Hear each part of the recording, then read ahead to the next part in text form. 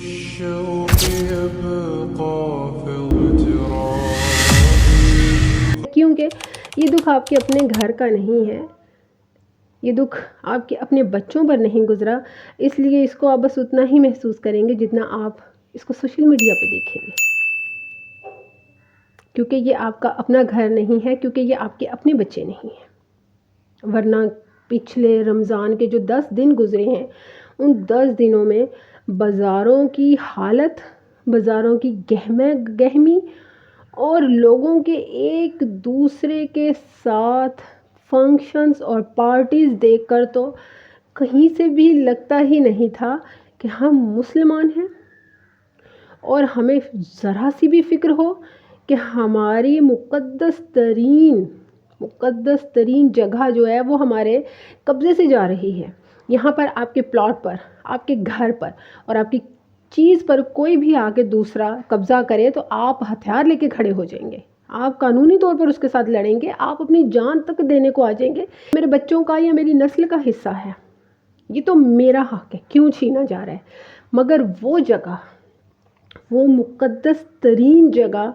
جس کے بارے میں اللہ کے رسول نے فرمایا کہ وہ مقدس ترین جگہ ہے، جس کے لیے ہمارے ماضی میں بڑے بڑے اللہ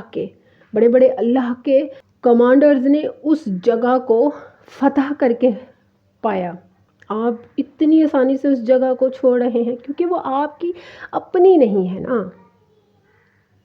آپ کی جگہیں تو وہ جگہیں ہیں، وہ پلاٹس ہیں، وہ گھر ہیں جو آپ نے خود خریدے ہیں۔ اس سے تو صاف ظاہر ہوا نا کہ دشمن نے آپ کے ضمیر مار دیے ہیں، دشمن نے ہر طرح سے آپ کو ایسی دے دی ہیں کہ اب آپ صرف اپنے گھر کے لیے سوچتے ہیں اور صرف اپنے بچوں کے لیے سوچتے ہیں۔ آپ کو یہ چیز میٹر ہی نہیں کرتی کہ آپ کا دین کتنا ضروری ہے، آپ کے لیے یہ میٹر ہی نہیں کرتا کہ اللہ کے احکامات کتنے ضروری ہیں، آپ کے لیے میٹر ہی نہیں کرتا کہ اللہ کے رسول کا امتی ہونا ہی صرف امتی نہیں ہے، اللہ کے رسول کے بتائے راستوں پر چلنا امتی ہونے کا بہترین ثبوت ہے،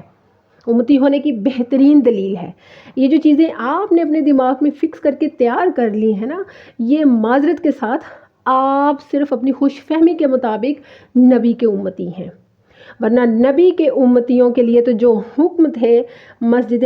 اقصیٰ کے لیے، ان میں سے تو آپ کسی کی طرف بھی پورے نہیں اتر رہے۔ آپ دیکھ لیں جا کر ٹک ٹاک پر، بڑے بڑے ٹک ٹاکرز اپنے کاموں میں مصروف ہیں، اپنی بے حیائیوں میں مصروف ہیں،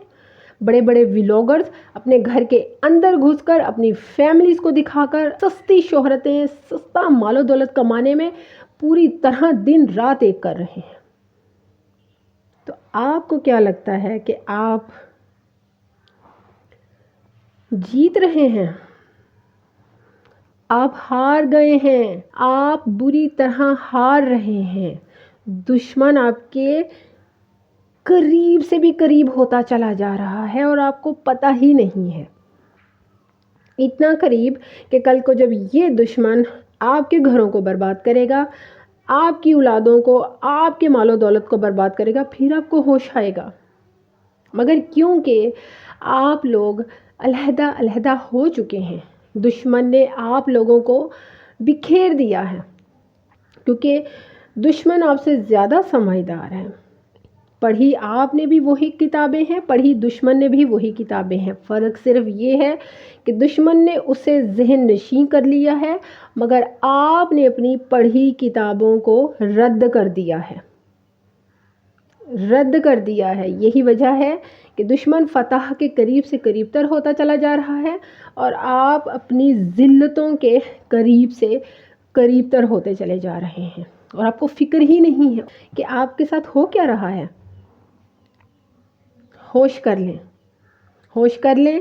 کہ یہ جو دنیاوی شہرتیں ہیں، دنیاوی لذتیں ہیں، دنیاوی مال و دولت ہے، یہ کچھ نہیں ہے۔ اللہ نے آپ کو قرآن پاک میں بتا دیا ہے، آگاہ کر دیا ہے، جب تک تمہاری اولاد، تمہاری عورتیں، تمہارا مال و دولت، تمہارا نسب، ہر چیز سے بڑھ کر تمہیں اللہ اور اس کا رسول نہیں ہوگا نا، تم صرف خساروں میں ہی رہو گے۔ اور آپ لوگ اس آیت کو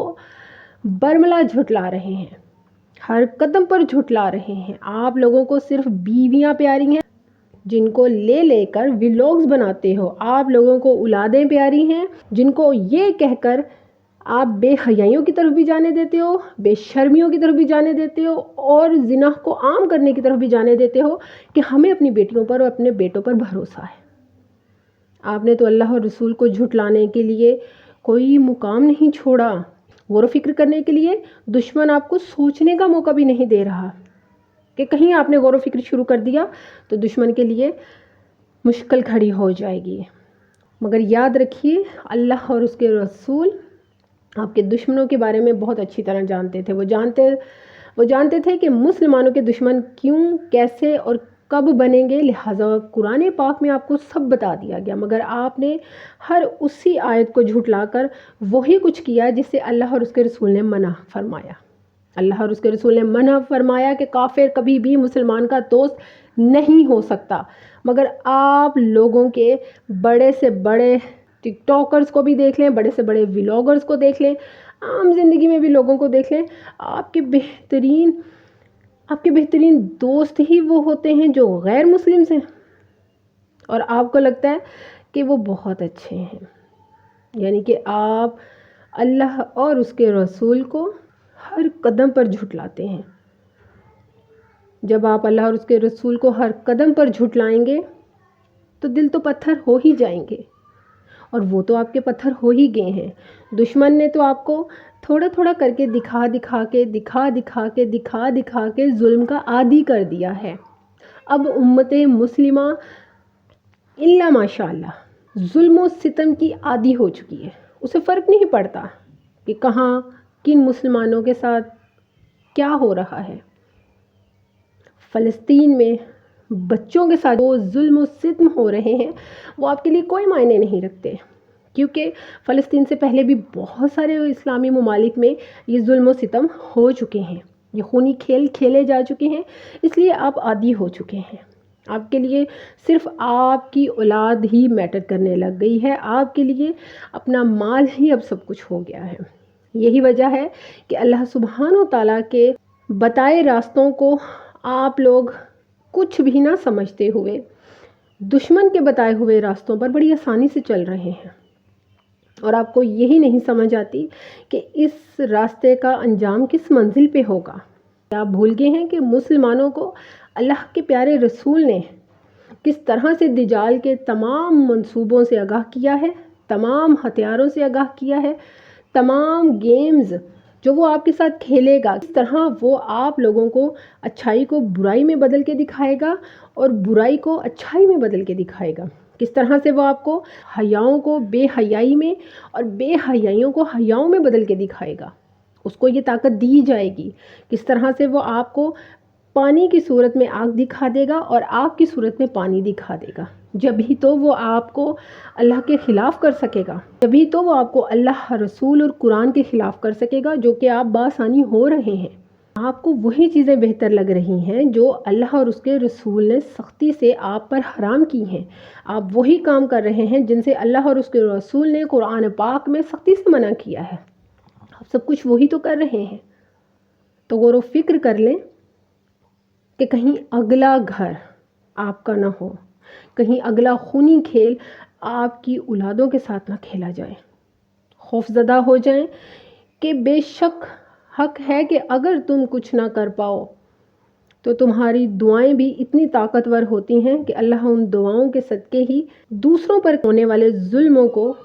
مٹا سکتا ہے، اور تمہاری طرف آنے والے ظلموں کو روک کر تمہیں اپنی پناہ میں لے سکتا ہے۔ اللہ سبحانہ و تعالیٰ ہم سب کو خیر و برکت سے جوڑے۔ مجھے دعاؤں میں یاد رکھیے گا۔ جزاک اللہ خیر و بارک اللہ فیک۔